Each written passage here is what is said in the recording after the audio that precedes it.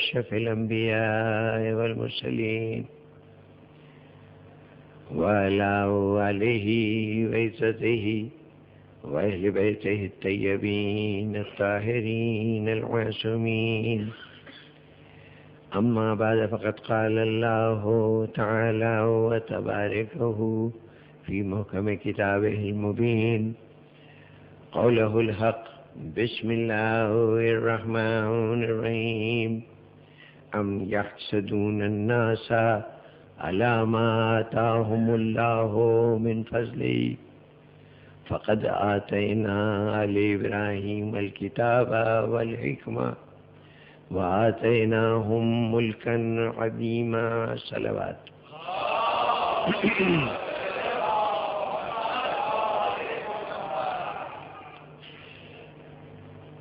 سامعین گرامی،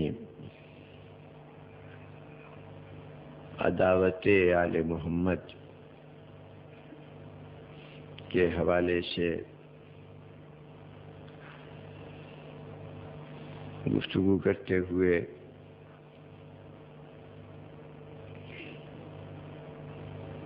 دشمنان اسلام، دشمنان پیغمبر صلی اللہ علیہ وآلہ وسلم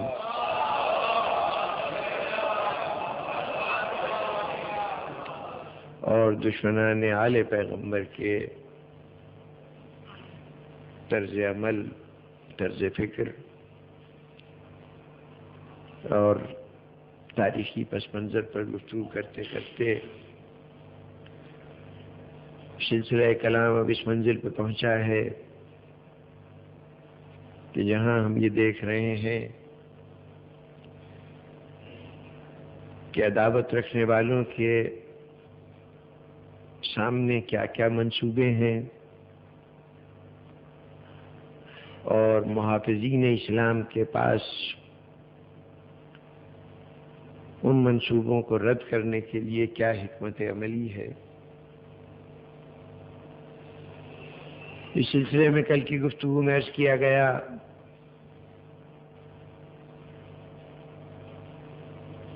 کہ فتح مکہ کے مرحلے تک وہ اسلام دشمنی جو کفر کی صورت میں ہو رہی تھی، فتح مکہ کے ساتھ ہی اس اسلام دشمنی کا خاتمہ ہو گیا۔ اب وہ عداوت جو کافر کی طرف سے تھی وہ تو اپنے انجام کو پہنچی، لیکن اسی فتح مکہ کے مرحلے پر وہ عداوت جو حسد کے نتیجے میں ہو رہی تھی، اس نے اپنے آپ کو باقی رکھنے کے لیے اسلام کا لبادہ اوڑھ لیا اور اب اسلام کے سائے میں عداوت پروان چڑھنے لگی۔ اسلام دشمنی اسلام کا لیبل لگا کر، اسلام کا لباس پہن کر شروع ہو گئی۔ اب ایک نیا گروہ جماعت اسلامی میں شامل ہوا ہے کہ جس کو نہ اسلامی عقائد سے کوئی دلچسپی ہے لیکن منفی دلچسپی ہے، یعنی اس نوعیت کی دلچسپی ہے کہ وہ ان اصولوں کو، ان نظریات کو، ان عقائد کو رد کرنا چاہتا ہے اور اسلام کی تمام کامیابیوں کو خاک میں ملا دینا چاہتا ہے۔ اس کے شب و روز کا سب سے بڑا نصب العین، سب سے بڑا مقصد اسلام کو ختم کر دینا ہے اور ہر اس ذات کو نقصان پہنچانا ہے جس کو نقصان پہنچا کر بانی اسلام کو اذیت دی جا سکے۔ اس گروہ کے ساتھ ساتھ اسلام میں پہلے سے دو جماعتیں موجود ہیں، ایک تو ان مخلص مومنین کی کہ جو فکر اسلامی سے پوری طرح آگاہ ہیں اور اسلام کی بقا کے لیے ہر طرح کی قربانی دینے کے لیے آمادہ و تیار بھی ہیں، اور جب ضرورت پڑتی ہے تو قربانیاں دیتے بھی ہیں۔ اور دوسرا گروہ تعداد کے اعتبار سے کثیر ترین گروہ، درجے کے تھوڑے تھوڑے فرق کے ساتھ ان لوگوں کا گروہ ہے کہ جن کے لیے اپنی ذات پہلے ہے اور اسلام کے تقاضے اس کے بعد ہیں۔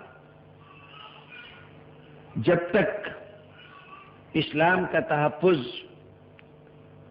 ذات کے تقاضوں کے ساتھ ہو تو وہ بہت اچھے مسلمان ہیں، عبادت گزار بھی ہیں، عقیدہ بھی درست ہے، تمام ظاہری کیفیات ایک مومن کامل جیسی ہیں۔ ان میں تھوڑے تھوڑے درجے کے فرق کے ساتھ کچھ ایسے بھی ہیں کہ راہ خدا میں اگر دولت کی ضرورت ہوتی ہے تو دولت بھی دیتے ہیں، اگر کہیں محنت کی ضرورت ہے تو تھوڑی بہت محنت بھی کرتے ہیں، لیکن ہر ایک کے ظرف قربانی کی ایک حد ہے۔ وہیں تک جا سکتے ہیں جہاں تک وہ حد اجازت دیتی ہے۔ جہاں اتنی بڑی قربانی مانگ لی جائے جو ان کے ظرف سے زیادہ ہو تو وہاں اس قربانی سے بھی انکار، اور جس کے لیے قربانی مانگی جا رہی ہو اس کام سے بھی انکار۔ تو ان کا اسلام میں رہنا اور اسلام کے لیے مفید رہنا اسی وقت تک ہے جب تک ان سے ان کی ہمت و استطاعت سے بڑھ کر قربانی نہ طلب کر لی جائے۔ میدان جنگ میں نفری دکھانے کے لیے، اپنی عددی قوت دکھانے کے لیے تو ان کی تعداد بہت مناسب اور موزوں ہے، لیکن اگر میدان جنگ میں کہیں سختی کا وقت آ جائے اور لڑنے والوں کی جان پہ بن جائے تو پھر ان پہ بھروسہ نہیں کیا جا سکتا۔ یعنی یہ مفید ہے بشرطہا و شروطہا، عام حالت میں یہ مفید ہے اسلام کے لیے، لیکن اگر کہیں ان کے مفاد کو ٹھیس پہنچی تو وہاں پر اسلام خدا حافظ۔ ان تین گروہوں کے علاوہ اسلام دشمن جو اسلام کا لبادہ پہنے ہوئے ہیں، اسلام دوست اور وہ کہ جو ہیں تو مسلمان اسلام دوست بھی نظر آتے ہیں لیکن مصلحتوں کے تابع بہت سے اگر مگر کے ساتھ ان کا اسلام چلتا ہے۔ یہ ہو تب تو اسلام ہے، اور اگر یہ نہ ہو تو اسلام نہیں ہے۔ یہ تین گروہ تو اسلام کے اندر ہے۔ اس کے علاوہ خارجی دنیا میں مسلمانوں کی صفوں سے باہر ایک اور طبقہ ایسا موجود ہے جو مسلم معاملات میں دلچسپی رکھتا ہے، اور یہ دلچسپی بھی منفی نوعیت کی ہے۔ یہ کون سا طبقہ ہے؟ دنیا بھر کی سیاست کا یہ قاعدہ ہے کہ ہمسایہ کبھی طاقتور نہیں ہونا چاہیے۔ یہ بین الاقوامی سیاست کا ایک بنیادی اصول ہے، اور اس اصول کو باقاعدہ یورپ کے سیاسی فلسفی میکیاولی نے بھی ضابطے کی شکل دی، اور ایشیا کے ایک سیاسی فلسفی چانکیہ نے بھی اس کو باقاعدہ اصول کی طور پہ اپنایا کہ کبھی ہمسائے کو طاقتور نہ ہونے دو۔ عملاً ہر حکومت کی سیاست یہی تقاضا کرتی ہے کہ ہمسایہ اگر کمزور ہے تو کمزور رہے، یہ تو قبول ہے۔ ایسی صورت میں وہ ہمسایہ محفوظ بھی ہے، اس کے معاملات سے بڑی طاقت کو کوئی دلچسپی بھی نہیں ہوگی، لیکن اگر کسی وقت ہمسایہ طاقتور ہونے لگے تو اب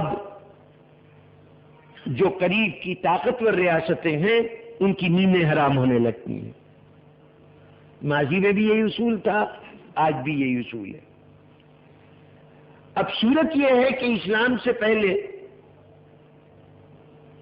کم و بیش پورا جزیرہ نمائے عرب، خاص طور پر وہ عرب کہ جو ایک طرف ایران سے ملتا تھا اور دوسری طرف بحر قلزم کے ساتھ ملتا تھا، کہ جس کے دوسری طرف یورپ کے وہ علاقے تھے کہ جہاں رومن امپائر ایک عظیم سلطنت قائم تھی. عرب کے دو طرف دو بڑی عظیم سلطنتیں تھیں، ایران کے اندر کسرا کی بادشاہی اور روم میں قیصر کی بادشاہی. رومن امپائر ادھر اور ایرانین امپائر اس طرف.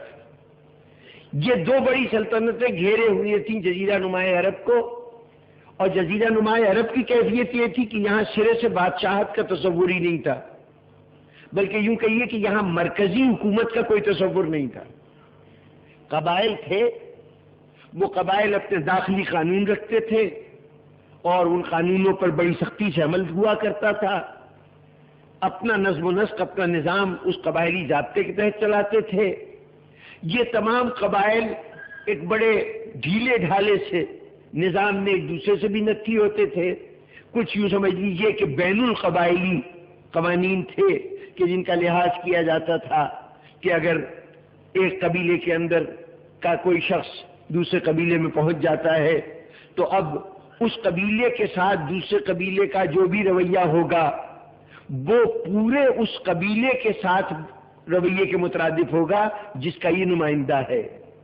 چنانچہ دوستی اور دشمنی کرتے ہوئے پہلے یہ دیکھا جاتا تھا یہ کس قبیلے کا آدمی ہے، کہیں اس سے دشمنی ایک بہت بڑے قبیلے کو ہمارا دشمن نہ بنا دے، اور اس کی دوستی ہمیں پورے بڑے قبیلے کا حلیف بنا دے گی. یعنی تمام چیزوں میں یہ دیکھا جاتا تھا کون کس قبیلے سے تعلق رکھتا ہے. پورا نظام انہی قبائلی اس کے اصول کے تحت چلتا تھا. آپ جب کبھی سرزمین مکہ کی بات پڑھیں گے یا سنتے ہیں، واقعہ حضور صلی اللہ علیہ وسلم کے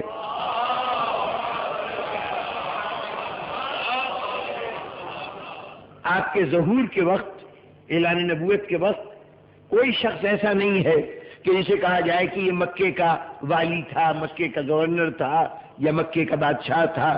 کوئی ایسا فرد نہیں ہے. مختلف قبیلے ہیں، ہر قبیلے کا ایک سردار ہے، ہر خاندان کا ایک سردار ہے. اب اگر قبیلہ بڑا ہے تو پھر سردار بھی بڑا ہے، اگر قبیلہ چھوٹا ہے تو اسی اعتبار سے اس کا سردار بھی چھوٹا ہے. چونکہ قریش ایک بہت بڑا قبیلہ تھا، اس قریش میں بنی ہاشم بڑے عزت مرتبے والے شخصیتیں تھے، اس لیے بنی ہاشم کا جو سربراہ ہوتا تھا وہ مکے کے چند بڑے لوگوں میں شمار ہوتا تھا، اس لیے کہ وہ ایک باعزت گھرانے کا سربراہ ہے. ورنہ کوئی بادشاہت کسی کے پاس نہیں تھی کہ اس کے حکم کے تحت، یعنی بنی ہاشم کا جو سربراہ ہوگا وہ تمام دوسرے مکے والوں پہ حکم چلائے گا. ایسی کوئی بات نہیں تھی. اس کا حکم اس کے قبیلے تک محدود رہے گا، بنو امیہ کے سربراہ کا حکم اس کے قبیلے تک محدود رہے گا. تو اس طرح سے ایک ایسی سرزمین تھی عرب کہ جس میں سرے سے کوئی بڑی حکومت کا تصور نہیں، کوئی نظام حکومت نام کی چیز نہیں، قبیلے ہیں الگ الگ.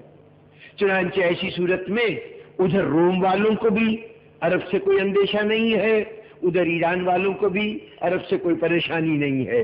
ایسا عرب ان کو بالکل قبول ہے. کبھی ضرورت پیش آئی تو رومنز نے ان سے خراج مانگ لیا، اگر چڑھ دوڑے اپنی فوجیں لے کے تو انہوں نے کچھ رقم دے دلا کے ان کو مطمئن کر دیا. کبھی ایران والوں نے ان کے اوپر دباؤ ڈالا تو ان کو تحفے تحائف دے کے رخصت کر دیا.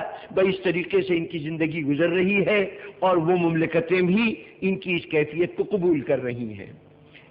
اب یہاں پر سرزمین عرب میں اسلام کے آتے ہی ایک بڑی تبدیلی یہ پیدا ہوئی کہ مدینے میں ایک باقاعدہ سلطنت وجود میں آ گئی.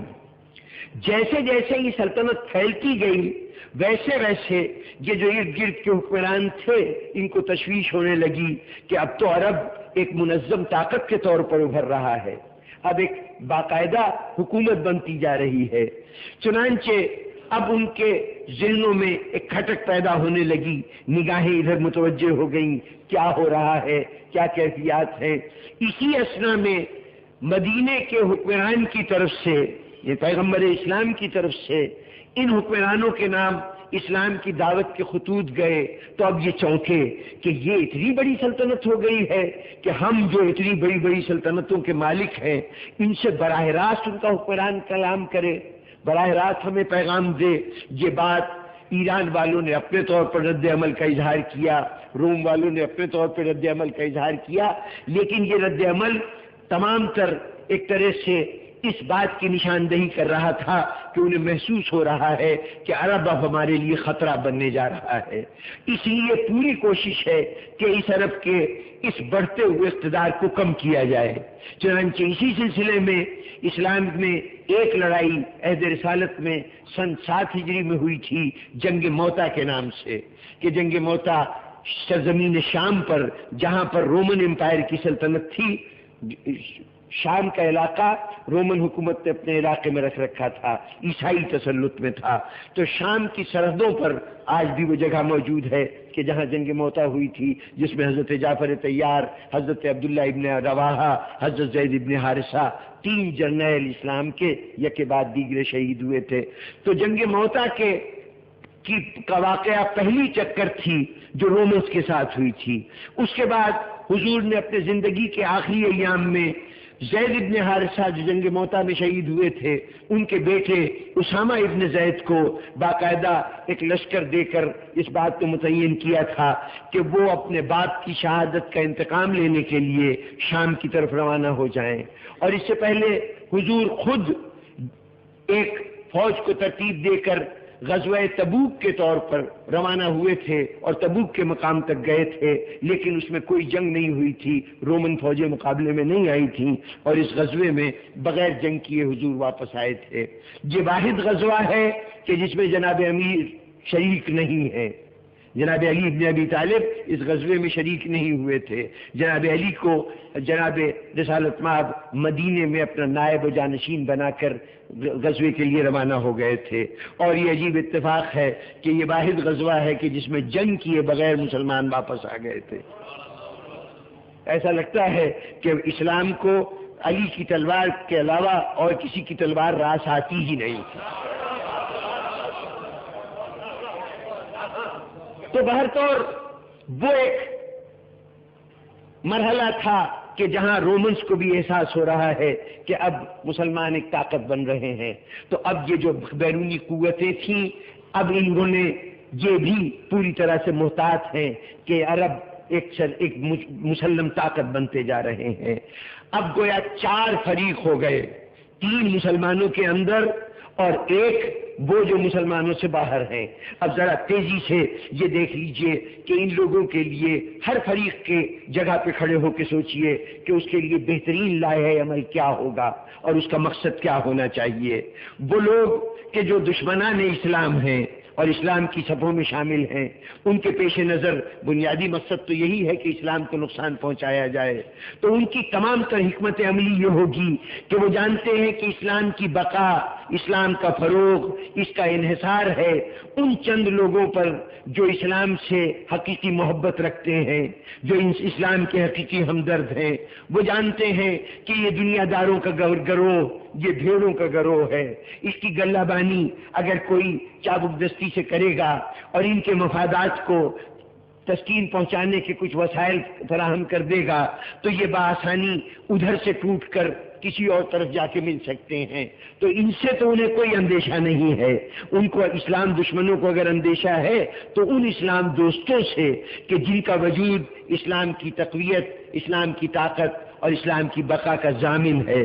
تو اب ان کی کوشش کیا ہوگی کہ وہ گروہ کہ جو اسلام کا حقیقی مددگار ہے وہ کسی صورت سے ختم ہو جائے۔ وہ ختم ہو جائے تو باقی جو بھیڑ ہے اس پہ قابو پا لینا کوئی بڑا مسئلہ نہیں ہوگا۔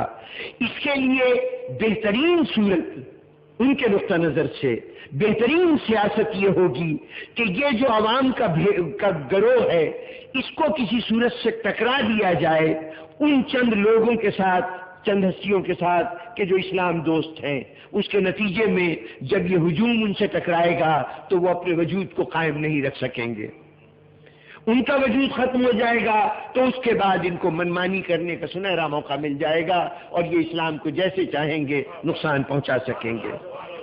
ان کی سیاست کامیاب تب ہوگی جب یہ اکثریت کا جو گروہ ہے یہ ٹکرا جائے ان چند شخصیتوں سے، اس چھوٹے سے گروہ سے کہ جو حقیقی معنوں میں اسلام کا مددگار گروہ ہے۔ تو اب ان کی تمام تر سوچ ان خطوط پر ہونی چاہیے، تب ہم کہیں گے کہ ان کی سیاست کامیاب ہوئی۔ اب دوسری طرف جو عوام الناس کا گروہ ہے، ان کی تمام تر دلچسپی تو اپنے مفادات کی طرف ہوگی، وہ یہ دیکھیں گے بعد رسول کہ اب انہیں کیا کچھ کرنا چاہیے کہ جس کے ذریعے سے وہ اپنے وہ تمام چیزیں حاصل کر سکیں، وہ تمام خواب جو انہوں نے زندگی بھر دیکھے ہیں ان کی تعبیر کیسے حاصل کر سکیں۔ تو اس لیے ان کی نگاہ اقتدار کی طرف ہوگی، اگر اسلام کے پاس کوئی دولت ہے تو اس دولت کی طرف ہوگی، اگر اسلام کوئی کسی طریقے سے ان کے مال و دولت میں اضافے کا ذریعہ بن سکتا ہے تو پھر اسلام کی طرف بھی ان کی توجہ ہوگی، بشرطے کہ ان کے مفاد کو پورا کر سکے، تو ان کی توجہات تمام تر ادھر ہوں گی۔ وہ جو دینداروں کا گروہ ہے ان کے پیش نظر تو یہی صورتحال ہوگی کہ دین کو پوری طرح بچایا جائے ان ہاتھوں سے کہ جو دین کو نقصان پہنچانا چاہتے ہیں، اور وہ دنیا دار جو دنیا کی خاطر دین کو قربان کر دینے پہ آمادہ ہیں، ان کے اوپر کبھی اتنا سخت وقت نہ آئے کہ جہاں پر ان کا دین امتحان میں پڑ جائے اور وہ دین کو چھوڑ کر اپنے مفادات کی طرف لپک جائیں، تو وہ ان کی تمام تر فکر ایسی ہوگی۔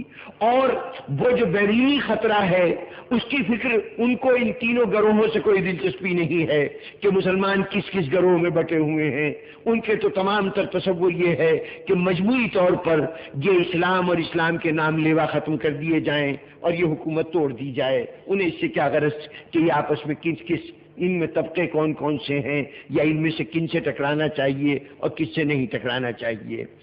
اب ان چار گروہوں کے مقاصد کو سامنے رکھیے، اور ان چاروں سے اوپر ایک ہستی ہے جو بعد رسول ذمہ دار ہے کہ اسے اسلام کے کاروان کو کامیابی سے لے کے آگے بڑھنا ہے۔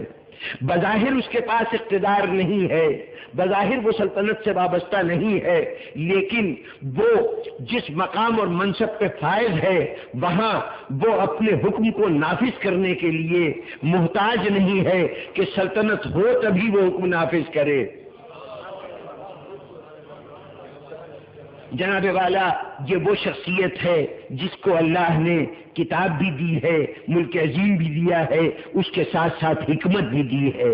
اس حکمت کا تقاضا یہ ہے کہ وہ محتاج نہیں ہے کہ اقتدار ہو تب اس کا حکم چلے، تلوار ہو تب اس کا حکم چلے، وہ اپنی حکمت سے بھی کائنات کے ذرے ذرے کو اپنے حکم کا پابند کر سکتا ہے۔ اب اس کے سامنے یہ چاروں گروہ ہیں، اسے بھی معلوم ہے کہ اسلام کا تحفظ اگر ہے تو اس مٹھی بھر لوگوں کے بقا میں اسلام کا تحفظ ہے کہ جن کو مٹانے کا تہیا کیے ہوئے ہے وہ گروہ کہ جو اسلام دشمن ہے۔ اسلام دشمن گروہ کے راستے میں اگر کوئی رکاوٹ ہے تو اسلام پسندوں کا وہ چھوٹا سا گروہ ہے، اور وہ بھی یہ جانتا ہے کہ یہ اکثریت جو ہے، یہ بھیڑ جو ہے، یہ تو چڑھتے سورج کی پوجا کرتی ہے، یہ اقتدار کے مسرت پہ دیکھتی ہے کہ وہاں پر جو بھی بیٹھا ہے اس کے سامنے سر جھکا دیا جائے، اسے اس سے غرض نہیں ہے کہ بیٹھنے والا زید ہے یا بکر ہے، کوئی بھی بیٹھا کرے وہ اس کے سامنے سر نیاز جھکا دیں گے۔ اور اس کی نگاہ میں یہ بھی ہے کہ کچھ خارجی دشمن ہیں جو اسلام کو نقصان پہنچانا چاہتے ہیں، وہ ان تمام عناصر کو اپنی نظر میں رکھے ہوئے ہیں۔ اس کے لیے کیا سیاست ہو سکتی ہے؟ اس کے لیے کیا سیاست ہو سکتی ہے؟ اس کی سب سے بڑی سیاست یہ ہے کہ اسلام دشمنوں کو ان کے مقاصد میں ناکامیاب ہونے دے۔ ان کا مقصد عظیم کیا ہے؟ ان کا مقصد عظیم یہ ہے کہ اسلام دوستوں کو ٹکرا دیا جائے عوام کے ساتھ، اسی میں ان کی کامیابی ہے نا۔ تو ان کا مقصد یہ ہونا چاہیے۔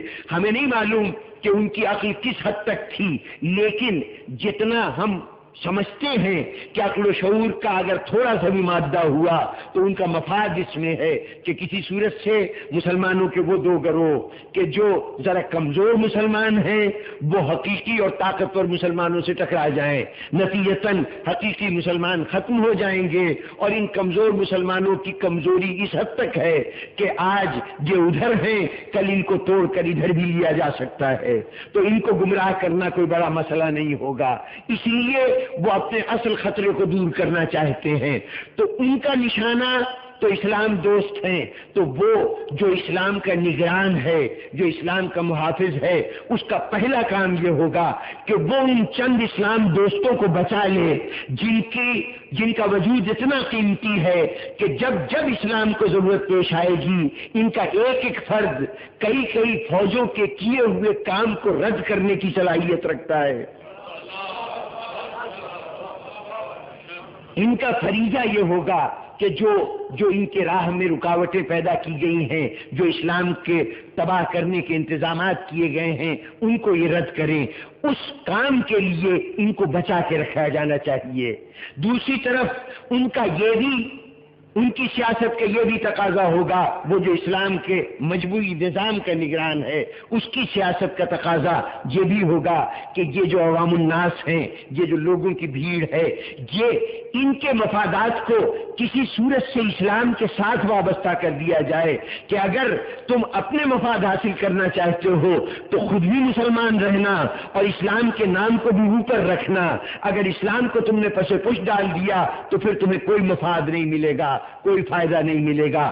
اگر یہ جذبہ لوگوں تک پہنچ جائے، یہ احساس لوگوں تک پہنچ جائے کہ ان کی بقا اسلام کی بقا کے ساتھ ہے، تو یہ بھی اس منتظم کے انتظامی صلاحیت کا کارنامہ ہوگا۔ اور دوسری طرف وہ گروہ کہ جو دشمنان اسلام ہے، اس دشمنان اسلام کو ختم کر دے، مٹا دے۔ اگر یہ بات ہوتی تو یہ بات اس سے پہلے، اب تو نائب ہے نا رسول کا، اس سے پہلے جب رسول کی ذات گرامی موجود تھی تو یہ کام رسول بھی کر سکتے تھے کہ دشمنان اسلام کو ختم کر دیتے، لیکن رسول کے ہاتھ پر دشمنان اسلام نے بیعت کی تھی، رسول کے سامنے آئے تھے، رسول نے ان کے اسلام کو قبول کیا تھا۔ کل میں وضاحت کر چکا کہ رسول کے چھایا نشان نہیں تھا، رسول کے منصب کے خلاف تھا کہ وہ اپنے دشمنوں کو فوراً تہہ تیغ کر دیتے۔ اس لیے اب جانشین رسول بھی تہہ تیغ نہیں کرے گا، پھر کیا کرے گا؟ ہم تو تب مانے جانشین رسول کے عقل و دانش و حکمت کو کہ وہ ان دشمنان اسلام سے بھی ایسے کام لے لے کہ جو اسلام کے فائدے میں جائیں۔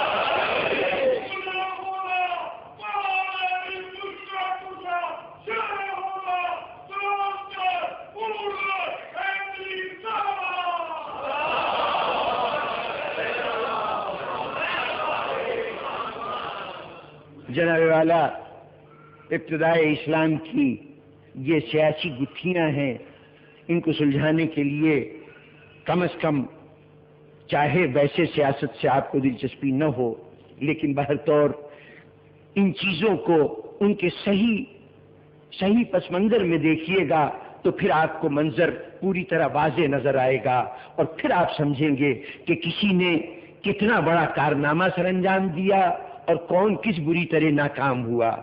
اگر میں نے تیسری یا چوتھی تقریر میں عرض کیا تھا کہ اگر آپ تاریخ کو الگ الگ ٹکڑے ٹکڑے کر کے دیکھتے رہے تو صحیح فیصلہ کبھی بھی نہیں ہو سکتا کہ ان میں کامیاب کون ہے، ناکام کون ہے۔ اللہ کا دعویٰ یہ ہے کہ جو حاسد ہیں وہ انجام کار وہ ناکام ہوں گے، یعنی وہ نقصان نہیں پہنچا سکیں گے، جو ان کے مقاصد نہیں حاصل ہو سکیں گے۔ لیکن جب ہم تاریخ کو جز جز کر کے دیکھتے ہیں تو ہمیں نظر آتا ہے کہ وہی جو کل دشمنان اسلام تھے وہ تو صاحبان اقتدار بھی ہو گئے، حکومت بھی مل گئی، مملکت بھی مل گئی، اور جن کو محافظین اسلام کہا گیا تھا وہ مسلسل مصائب کا نشانہ بنتے رہے، تکالیف اٹھاتے رہے۔ تو ہم نے کہا کہ دشمنان اسلام کامیاب ہو گئے اور محافظین اسلام ناکام ہو گئے۔ ہم نے یہ کہا، لیکن خدا یہ کہہ رہا ہے، خدا تو چیلنج کر رہا ہے کہ اگر تم دشمنی رکھتے ہو تو لو، ہم تو اپنے محبوب بندوں کو یہ کچھ عطا کر رہے ہیں، چھین سکتے ہو تو چھین کے دکھاؤ، لے سکتے ہو تو لے کے دکھاؤ۔ تو اللہ کا کیا چیلنج بیکار گیا؟ کیا اللہ کا جو کچھ دعویٰ تھا نعوذ باللہ غلط ثابت ہوا اور دشمن کامیاب ہو گئے، حاسد کامیاب ہو گئے؟ نہیں کامیاب ہوئے۔ بات اتنی سی ہے کہ ہم تاریخ کو الگ الگ ٹکڑوں میں بانٹ کے پھر اس کے اجزاء کو دیکھ رہے ہیں اور اس پہ فیصلہ کر رہے ہیں۔ ذرا پوری تصویر سامنے رکھیے، ہر ایک کے مقصد کو سامنے رکھیے، پھر نتائج کو دیکھتے جائیے۔ میں نے چاروں کے مقاصد عرض کر دیے۔ دشمنان اسلام یہ چاہتے ہیں، پھر ایک تیزی سے دوہرا دوں، دشمنان اسلام یہ چاہتے ہیں کہ جو اکثریت ہے، جو عوام کا ہجوم ہے، وہ ٹکرا جائے ان ہستیوں کے ساتھ کہ جو اسلام کی حفاظت کے ذمہ دار ہیں۔ دوسری طرف جو دنیا دار طبقہ ہے اکثریت کا، ان کو اپنے مفاد سے دلچسپی ہے، انہیں جو عوام الناس کی نچلی سطح ہے وہ چاہتے ہیں دو وقت کی روٹی اطمینان سے ملتی رہے، چاہے کوئی دے۔ ان میں سے کچھ ہیں کہ جو چاہتے ہیں کہ انہیں کچھ چھوٹے سے عہدے مرتبے مل جائیں، جس کے ذریعے سے بھی مل جائیں، ان کے لیے یہی پسندیدہ ہے۔ کچھ کی ذرا نظریں اور وسیع ہیں، وہ کہتے ہیں ہمیں اقتدار مل جائے، ہمیں سلطنت مل جائے تو ہم اس کو حاصل کر لیں۔ یہ ان کے مقاصد ہیں، وہ اس کو حاصل کرنا چاہیں گے۔ یہ میں اس لمحے کی بات کر رہا ہوں جب چراغ نبوی فانوس قبر کے اندر قیام پذیر ہو گیا ہے، جب حضور کی آنکھیں بند ہو گئی ہیں، اس کے فوراً بعد کا منظر کیا بنتا ہے۔ تو اب عوام کا یہ نقطہ نظر ہے، اور جو خواص ملت ہیں وہ بہرطور اسلام کا دفاع چاہتے ہیں، اسلام کا تحفظ چاہتے ہیں، اور پھر اس کے بعد جو بیرونی دشمنان ہیں، جو بیرونی ممالک کے لوگ ہیں، وہ چاہتے ہیں کہ مجموعی طور پر اسلام دنیا سے ختم ہو جائے اور یہ طاقت دم توڑ دے۔ یہ چار عناصر ہیں جو میدان سیاست میں اپنی اپنی بساط بچھائے ہوئے ہیں اور ہر ایک اپنی باری کا انتظار کر رہا ہے۔ اب یہاں پر ایک سیاست کا اصول ایک جملے میں پہلے عرض کر دوں تاکہ نتائج کو سمجھنے میں اور آسانی پیدا ہو۔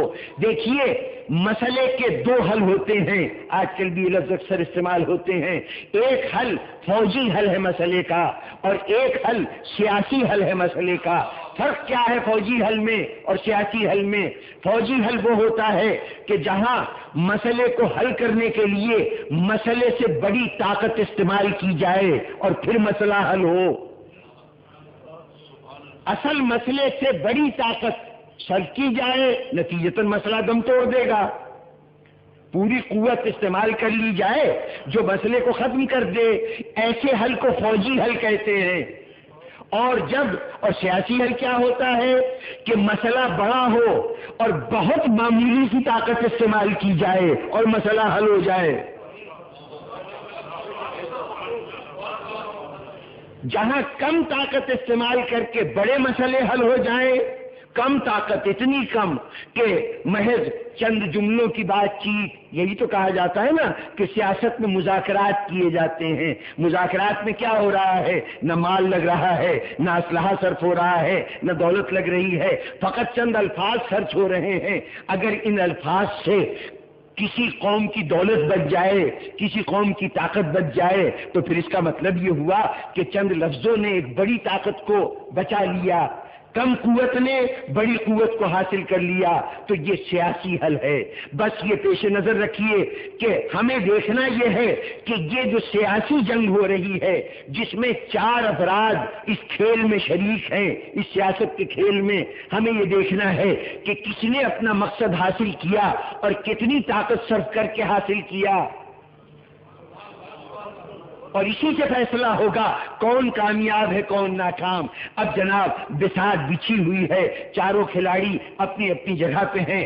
وہ جو دنیا دار تھے انہوں نے تو تیزی سے سب سے پہلے انہوں نے اپنی چال چل دی، ان کو اس سے دلچسپی ہی نہیں تھی کہ اور کسی کو کیا دلچسپی ہے اور کیا معاملات ہیں، دین پر کیا گزرتی ہے۔ دین سے لا تعلقی کا اندازہ اس سے لگائیے کہ ادھر دین کے بانی رسول کا جنازہ گھر میں رکھا ہوا ہے، رسول کا جنازہ گھر میں رکھا ہوا ہے، اور وہ فوری طور پر اقتدار کی تقسیم کے جھگڑوں میں الجھے ہوئے ہیں۔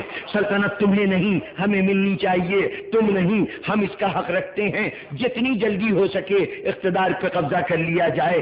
تو پہلا وار کہہ لیجئے یا پہلی چال کہہ لیجئے انہوں نے چلی کہ جن کو ہم کہہ رہے تھے کہ یہ بظاہر بھیڑ بھاڑ ہے لوگوں کی، لیکن اس بھیڑ بھاڑ نے سب سے پہلے اقتدار پہ قبضہ کر لیا۔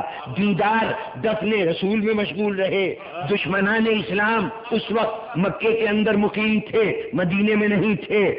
جو دوست تھے وہ ابھی یہ دیکھ رہے ہیں کہ رسول کا جنازہ اٹھ جائے تو پھر اس کے بعد دیکھیں کہ بانی اسلام جو اسلام کا صحیح دوست ہوگا اس کی نگاہیں اپنا اقدام کرنے سے پہلے سب سے پہلے یہ دیکھیں گی کہ جو اس وقت وارث اسلام ہے اس کا فرمان کیا ہے، اس کی منشا کیا ہے۔ تو ان کی نگاہیں علی کے ماتھے کی طرف دیکھ رہی ہیں کہ اس ماتھے کی شکنیں کیا کہتی ہیں، علی کے چہرے کی طرف دیکھ رہی ہیں کہ زبان علی کیا فرمان دیتا ہے۔ اس دوران میں ایک گروہ تو اپنا کام کر گیا اور سمجھ رہا ہے ہم نے اپنا مقصد حاصل کر لیا، ہمیں اقتدار چاہیے تھا مل گیا، جسے عہدے چاہیے تھے انہوں نے آگے بڑھ کر اقتدار کے ہاتھ پہ بیعت کرنی شروع کر دی۔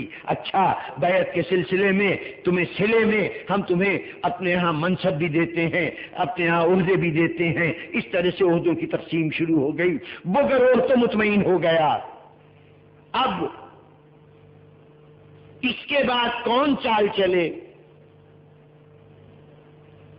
بات لمبی ہو جائے گی، ورنہ کہتا کہ حق و باطل کے معرکے میں جہاں حق و باطل کا معرکہ ہوتا ہے وہاں یہ عجیب بات ہے، حق کبھی ابتدا نہیں کیا کرتا۔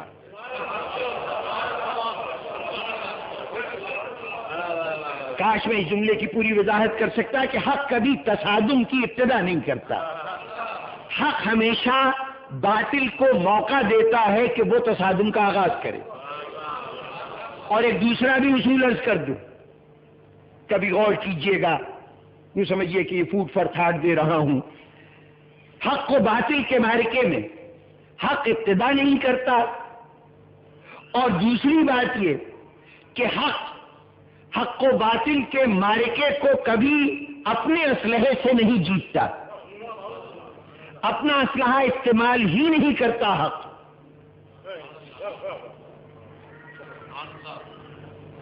اس جملے کو یاد رکھیے گا، کوئی موقع ملا اسی اسنا میں تو اس جملے کی وضاحت کروں گا کہ حق اپنے اسلحے کو کبھی استعمال نہیں کرتا، اس کا اسلحہ کیا ہوتا ہے؟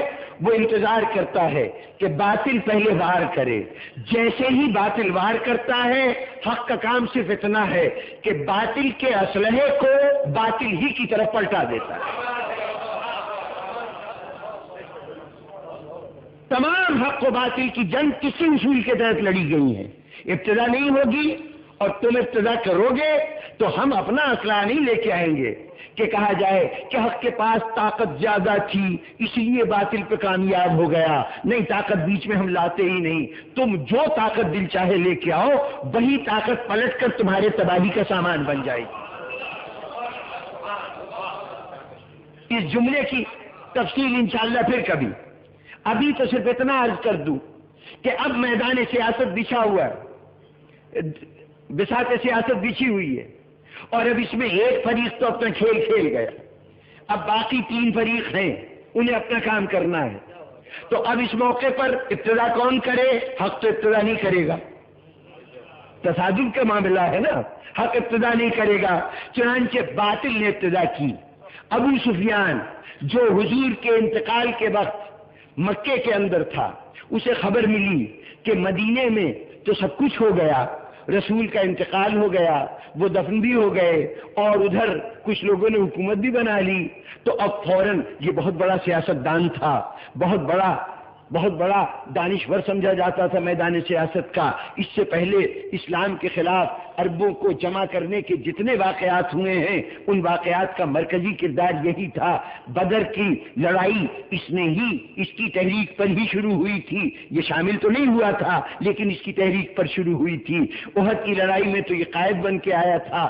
احزاب کی لڑائی خندق کی لڑائی جس میں تمام پارٹیاں اکٹھی ہو گئی تھیں، تمام اسلام دشمن قوتیں جمع ہو گئی تھیں، اس میں قریش کی قیادت یہی کر رہا تھا، تمام قوتوں کو جمع کرنے والا یہی تھا. ہر محاذ پر اس نے قوتوں کو جمع کرنے کا کام کیا.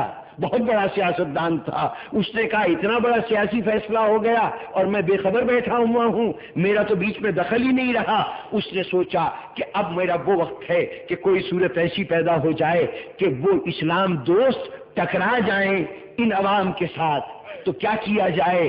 فوراً پہنچا، مدینے آیا. مدینے پہنچا، یہ دیکھا کہ کس کے پاس جاؤں جو سب سے زیادہ جس کا حق مارا گیا ہو، جو سب سے زیادہ مظلوم ہو، جو اس وقت سب سے زیادہ اپنے آپ کو محرومی کا شکار سمجھ رہا ہو، جس کے حقوق سلب ہوئے ہوں گے وہی تو محرومی کا شکار ہوگا نا.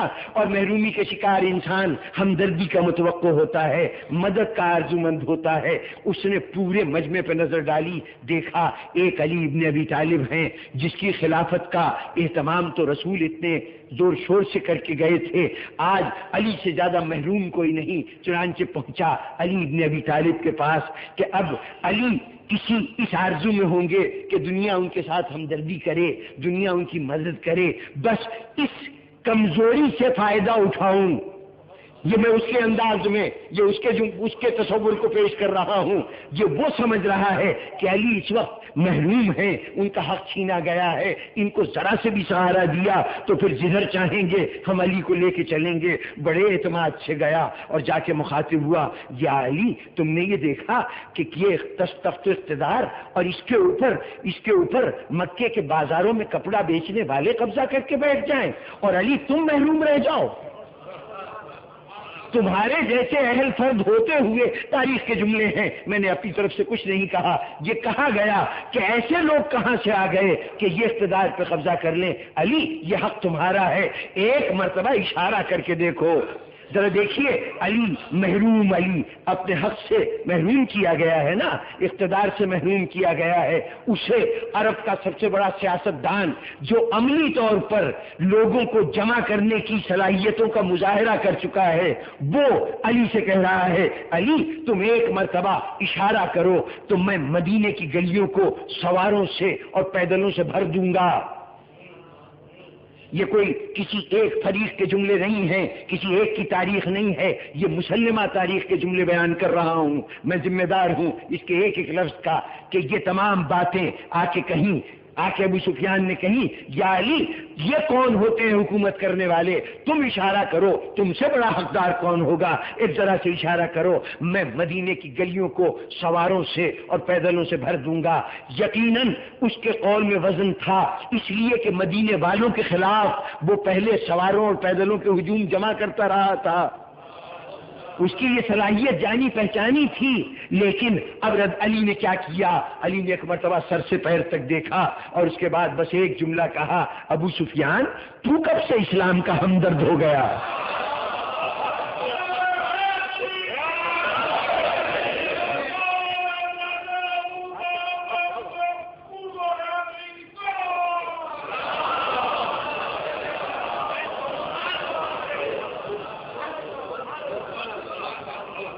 بس جناب والا کیا کہنے علی ابن ابی طالب، آپ سے اسی بات کی توقع تھی کہ آپ کے سامنے دشمن یہ جال بچھا رہا تھا کہ اس میں آپ گرفتار ہو جائیں گے، لیکن آپ نے کس تیزی سے اس جال کے تار و پود کو بکھیر کر رکھ دیا، کس طرح سے اس کو مایوس پھیرا.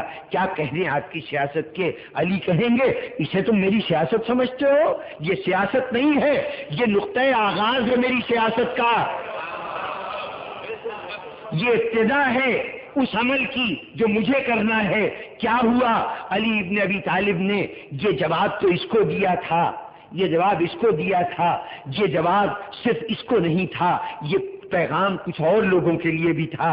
کون سے اور لوگ؟ وہ لوگ کہ جب یہ خبر آئی کہ عرب کا سب سے بڑا سیاستدان عرب کے سب سے بڑے سب سے جری فرد کے پاس جا رہا ہے تو دلوں کی دھڑکنیں رک گئی تھیں، پیروں میں لرزش آ گئی تھی، آنکھیں ہنس پھیل گئی تھی خوف سے کہ اگر یہ دو قوتیں مل گئیں تو ہمارا کیا بنے گا۔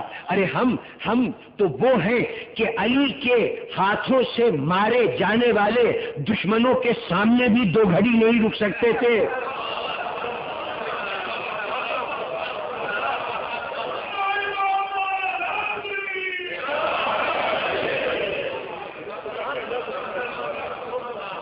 ہم تو ان کا مقابلہ نہیں کر سکے تھے۔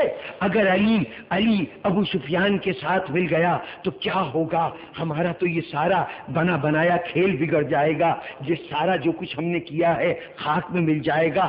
دھڑکنیں رکی ہوئی ہیں، نگاہیں دروازے کی طرف لگی ہوئی ہیں کہ دیکھو ابھی کیا ظاہر ہوتا ہے۔ اتنی دیر ناقلیں کام کر رہی ہیں، نہ سوچ کام کر رہی ہے، ایک پریشانی ہے، ایک انتشار ہے۔ اتنے میں دیکھا کہ جس کے چہرے پہ جاتے ہوئے بڑی امیدیں تھیں، بڑی آرزویں تھیں، بڑا یقین تھا، واپس پلٹا ہے تو گردن جھکی ہوئی ہے، شرمایا سا ہے، مایوس سا ہے۔ کیا ہوا؟ کیا جواب ملا؟ علی نے انکار کر دیا، علی نے واپس پھیر دیا۔ ایک مرتبہ رکی ہوئی سانس بحال ہوئی، علی نے واپس پھیر دیا۔ اس کا مطلب ہے ہمارے اقتدار کو کوئی خطرہ نہیں، کوئی خطرہ نہیں۔ اتنے میں علی کی ایک آواز سنائی دی کہ میں گھر سے باہر قدم نہیں رکھوں گا، میں اپنے کاندھے پہ چادر نہیں ڈالوں گا جب تک قرآن مجید کو جمع نہ کر لوں۔ اچھا، علی تو کسی اور کام میں لگ گئے، گویا اب ہماری حکومت میں کوئی دخل نہیں دے گا۔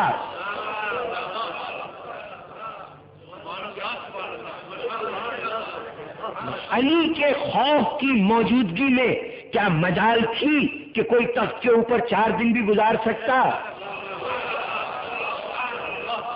ذرا سوچئے کہ علی کی ذات کا خوف، علی کا کردار ان کے لیے پوشیدہ نہیں ہے۔ میں نے عرض کر دیا یہ ایک ہی مثال کافی ہے کہ جو علی کے ہاتھوں مارے جاتے ہیں ان کے سامنے بھی یہ جمع ہو کر پوری جماعت بھی ان کا مقابلہ نہیں کر پاتی۔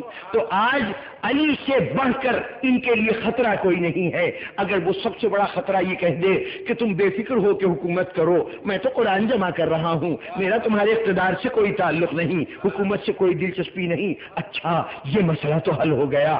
علی کیا کہنے تیرے، تو نے بڑا کرم کر دیا ہم پر، ہم بار بار اس کا اعتراف کریں گے، چاہے سیاسی مسئلے میں نہ صحیح، کسی علمی مسئلے میں صحیح، لیکن ہماری زبان سے دنیا بار بار سنے گی کہ اگر علی نہ ہوتا تو ہم ہلاک ہو گئے ہوتے۔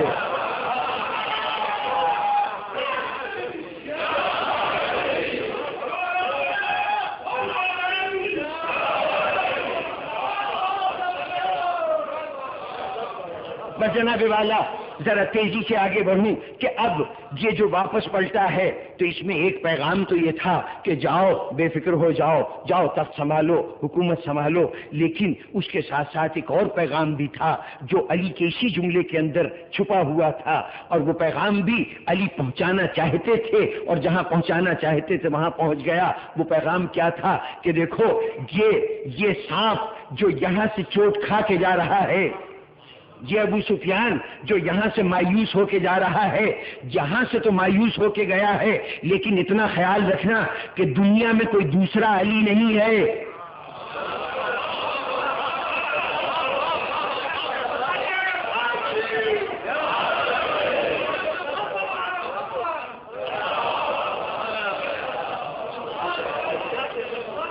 دیکھنا دنیا میں کوئی دوسرا علی نہیں ہے، کوئی اتنے بڑے ظرف کا مالک نہیں ہے کہ اتنی بڑی پیشکش ملے اور اسے یوں رد کر دے۔ یہ ابو سفیان، یہ زخمی سانپ، یہ ڈسے بغیر باز نہیں آئے گا۔ اگر یہاں سے مایوس ہوا ہے تو یہ کسی اور کو ڈھونڈے گا جسے تمہارے مقابلے میں کھڑا کرے، کسی اور کو میدان میں لائے گا جو تم سے لڑے۔ تو اس سے خبردار ہو جاؤ، اس سے خبردار ہو جاؤ۔ یہ پیغام علی کا جو ان کے جملے میں چھپا ہوا تھا، اس انکار میں چھپا ہوا تھا، اس پیغام کو فوری طور پر محسوس کیا گیا۔ تاجرانہ ذہن جمع ہوئے، کیا دیں کیا لیں، حساب کتاب ہونے لگا، فوری طور پر حاضر ہوئے۔ ارے آپ تو ہمارے بزرگ ہیں، پرانی شناسائی ہے، کوئی آپ سے ہمارا جھگڑا تو نہیں ہے، دیکھیے ہماری فوجیں شام میں لڑنے کے لیے جا رہی ہیں، ہماری فوجیں شام میں رومن امپائر سے لڑنے کے لیے جا رہی ہیں، اگر شام فتح ہو گیا تو کوئی اور وہاں حکمران نہیں ہوگا، آپ کے لائق فرزند موجود ہیں، اپنا کوئی بیٹا دے دیجئے کہ جو وہاں پر حکومت کر سکے۔ اس نے سنا، اس نے کہا ٹھیک ہے، اپنے بڑے بیٹے یزید ابن ابو سفیان کو نامزد کیا کہ اس کو ساتھ لے جایا جائے۔ عمر بن العاص فوج کا، سعد ابن ابی وقاص فوج کا سردار بن کر شام کی طرف لڑنے کے لیے چلا، اور نامزد گورنر کے طور پر اس کے ساتھ ابو سفیان کا بڑا بیٹا، اس کا نام بھی یزید ہے، یزید کے تایا کا نام بھی یزید ہے، تو یزید اس کے ساتھ چلا کہ یہ وہاں پر گورنر بنا دیا جائے گا جب شام فتح ہو جائے گا۔ لیجئے ابو سفیان قابو میں آ گیا، لیکن اب یہاں پر ذرا غور کیجئے کیا ہوا، اس ساری صورتحال میں کیا نتیجہ ہوا۔ حاسدوں کا، عداوت رکھنے والوں کا منصوبہ یہ ہے کہ جو عوام الناس کا ہجوم ہے وہ ٹکرا جائے دینداروں کے گروہ سے، اور اس طرح دین کے سارے محافظ ختم ہو جائیں۔ اب اس کے بدلے میں ادھر کیا کیا گیا ہے، صرف ایک جملہ کہا گیا ہے، اس جملے کے نتیجے میں تاریخ کا عجیب و غریب معجزہ نظر آیا کہ کل تک وہ ابو سفیان اور اس کی اولاد جو ہر معرکے میں تلوار لے کر اسلام کو مٹانے آ رہی تھی، آج وہی تلوار لیے ہوئے اسلام کے خارجی دشمنوں سے لڑنے کے لیے شام کی طرف جا رہی ہے۔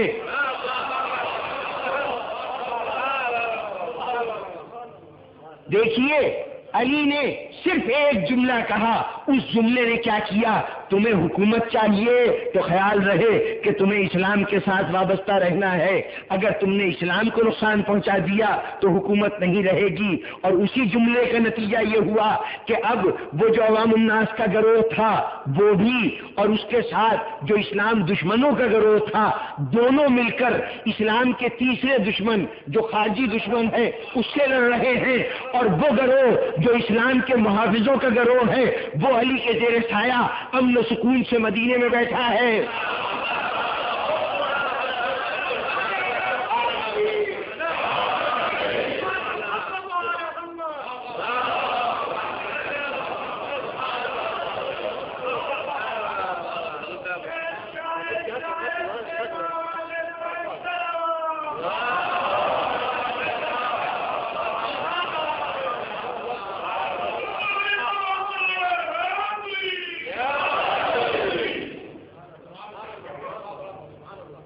بساط اپنی منشا کے مطابق ڈھال دی، اور قوت کتنی صرف ہوئی؟ ایک جملہ۔ اب بتائیے اس سیاست کا کوئی جواب ہے؟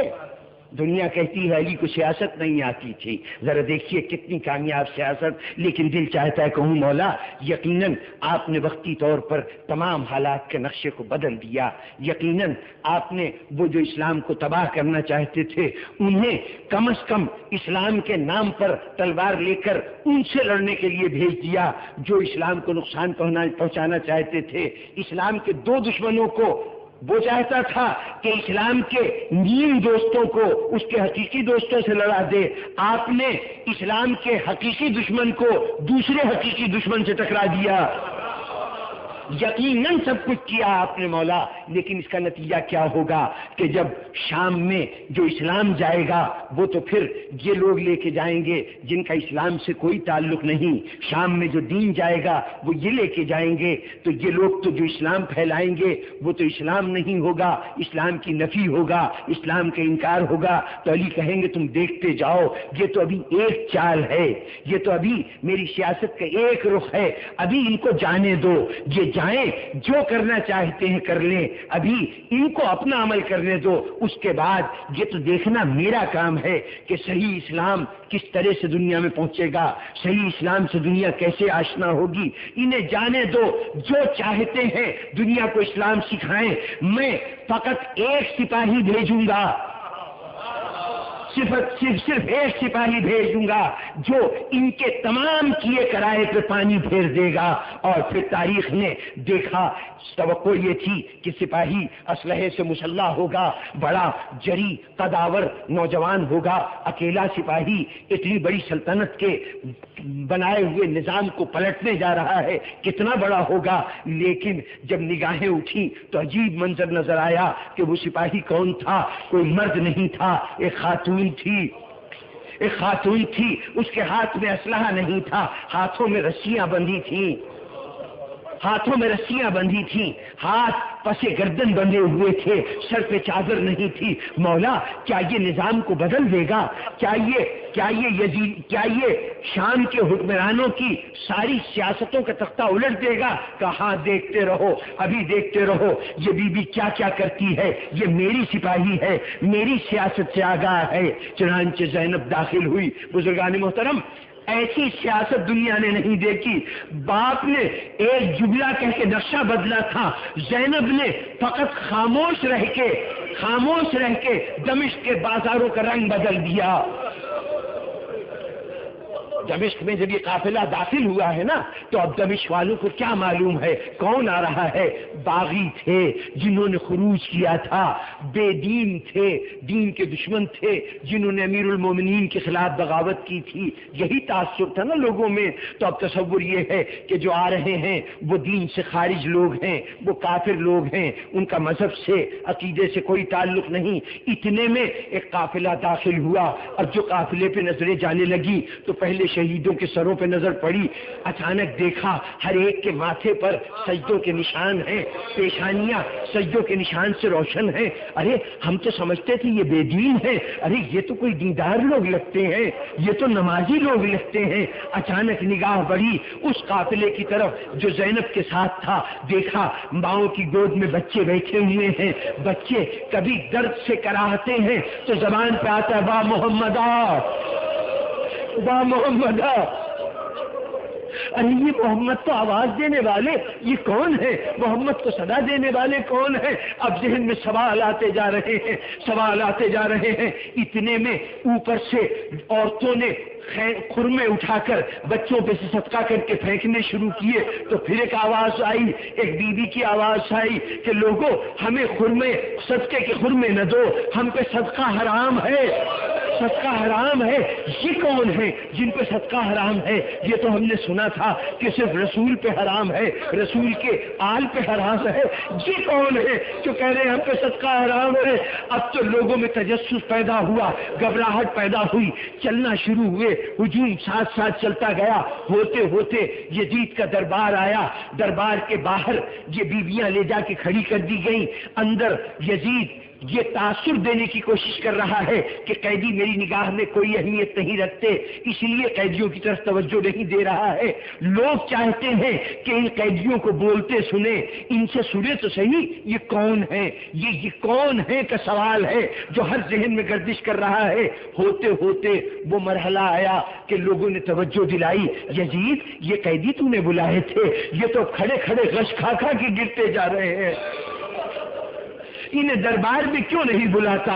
اب بڑی رونق سے یزید نے اشارہ کیا، اچھا قیدیوں کو لایا جائے۔ قیدی لا کے کھڑے کر دیے گئے۔ ایک مرتبہ اشارہ ہوا، ذرا بتاؤ تو صحیح یہ کون کون ہے؟ اب یزید کا دربار ہے، شرابی کا دربار ہے، اور علی کی بیٹیاں ہیں۔ ایک ایک کا تعارف شروع ہوا، یہ تعارف شروع ہوا۔ وہ جو اپنے کلیجے کو دبائے کھڑی ہے، اس کا ایک 6 مہینے کا بیٹا تھا جو کربلا میں مارا گیا، اور وہ جو بی بی کھڑی ہے اس کا 13 سال کا بچہ تھا، ہم نے اس کو گھوڑوں کی ٹاپوں سے پامال کیا تھا۔ ایک ایک بیوی کا تعارف ہو رہا ہے۔ اتنے میں اس نے پوچھا کہ فاطمہ کی بیٹی زینب کہاں ہے؟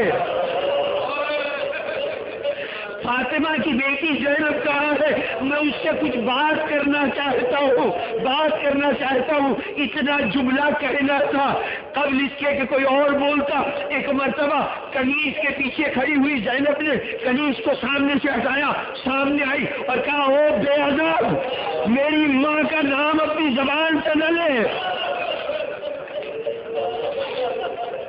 میری ماں کا نام اپنی زبان سے نہ لے، تیری نجس زبان پر میری ماں کا نام نہ آنے پائے. پورا دربار چونک پڑا. یہ کون ہے جو جلالت الملک کو، جو اتنے بڑے شہنشاہ کو اس طرح سے للکار رہی ہے؟ قیدی ہے، ہماری قیدی ہے، مجبور ہے. اس پر بھی اتنا ناز ہے اپنی ماں کی عظمت پر. کون ہے اس کی ماں کہ جس کا نام اگر بادشاہ لے تو وہ کہتی ہے کہ تو بے ادب ہے، تجھے حق نہیں پہنچتا کہ میری ماں کا نام لے. اب تو سارا دربار ایک سوالیہ نشان ہے، ایک تجسس بنا ہوا ہے. بس اب جب دیکھا کہ پورا دربار متوجہ ہے تو زینب نے اب یزید کو چھوڑ دیا، نظر انداز کر دیا. دربار کی طرف دیکھا. لوگوں ذرا یہ تو بتاؤ کہ تم کس دین سے تعلق رکھتے ہو؟ تمہارا مذہب کیا ہے؟ کیا عیسائی ہو، یہودی ہو، کافر ہو؟ لوگوں نے کہا نہیں الحمدللہ ہم مسلمان ہیں. مسلمان ہو؟ کس کا کلمہ پڑھتے ہو؟ محمد عربی کا کلمہ پڑھتے ہیں، محمد عربی کا کلمہ پڑھتے ہیں. بس اتنا سننا تھا کہ ایک مرتبہ زینب نے کہا او بے غیرتو، آؤ رسول کی ناموس تمہارے سامنے، آؤ رسول کی بیٹی کا تماشا دیکھو. زینب کہتی جاتی تھی اور دربار میں لوگ اپنے سروں کو دیواروں سے ٹکراتے جاتے تھے. چیختے چلاتے ہوئے گھروں میں پہنچے تو بیویاں نکٹ گئی کہ ارے بے غیرتو، تم نے اپنی عورتوں کو گھروں میں بٹھا رکھا ہے، رسول کی ناموس کو بازاروں میں پھرا رہے ہو، تمہاری شرم و حیا کو کیا ہو گیا؟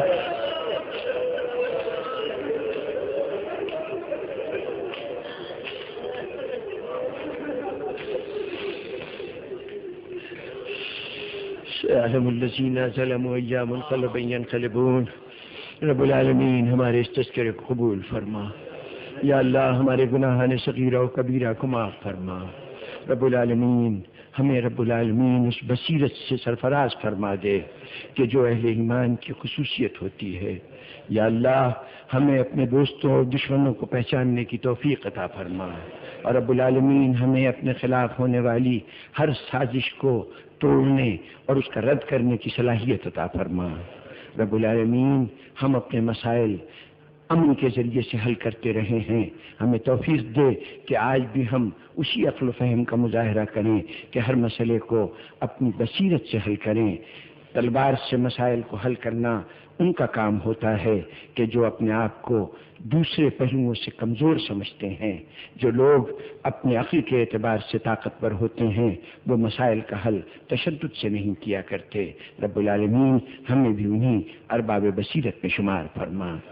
رب العالمین یہ حاضرین مجلس بہت سی چھوٹی چھوٹی آرزویں رکھتے ہیں جو ان کے لیے بڑی ہیں لیکن تیرے بحر رحمت کے سامنے ان کی کوئی حقیقت نہیں ہے. یا اللہ اپنے رحمت کے چند چھینٹوں سے ان کے تمام مسائل کو حل فرما دے. ان کے بیماروں کو شفا عطا فرما دے. ان کے ناداروں کو رزق عطا فرما دے. ان کے بے روزگاروں کو وسیلہ معاش عطا فرما دے. ان کے بے اولادوں کو نعمت اولاد عطا فرما دے. ان کے وہ افراد کہ جو اولاد نرینہ کے خواہش مند ہیں پروردگارا ان کو سعادت مند فرزند عطا فرما دے. رب العالمین ان میں سے جن کے عزیز اپنے گھروں میں اپنے ان عزیزوں کا جو یہاں پہ ہیں انتظار کر رہے ہیں، یا اللہ یہاں والوں کو ان کے مقاصد حیات میں کامیابی کے بعد اپنے عزیزوں سے متصل فرما دے. رب العالمین جو مومن قید و بند کی صعوبتیں جھیل رہے ہیں جہاں بھی ہیں، اگر خطا کار ہیں تو ان کو توفیق توبہ عطا فرما، اور اگر بے